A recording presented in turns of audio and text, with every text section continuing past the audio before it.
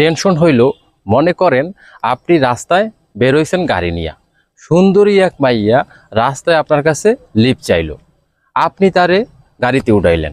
কিছুক্ষণ পর ওই মাইয়া অসুস্থ হইয়া গেল, আপনি তারে নিয়ে গেলেন হাসপাতালে। কিছুক্ষণ পরে ডাক্তার সাহেব আইসা আপনারে কইল, মোবারক হো, আপনি বাবা হতে চলেছেন। শুরু হয়ে গেল বস আপনার টেনশন।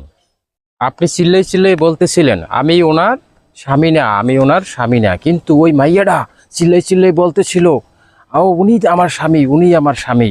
আপনার টেনশন বস আরও বাইরে গেল। কিছুক্ষণ পর পুলিশ আসলো, আপনার মেডিকেল চেক আপ হলো। মেডিকেল চেক আপ হওয়ার পরে আপনাকে রিপোর্ট দিল আপনি কোনোদিনও বাবা হতে পারবেন না। মুহূর্তের মধ্যে আপনার টেনশনটা কমলেও আপনার টেনশন আরও বেড়ে গেল। কারণ হচ্ছে আপনার বাসায় যে দুইটা বাচ্চা আছে, তাহলে বাচ্চা দুইটা কার?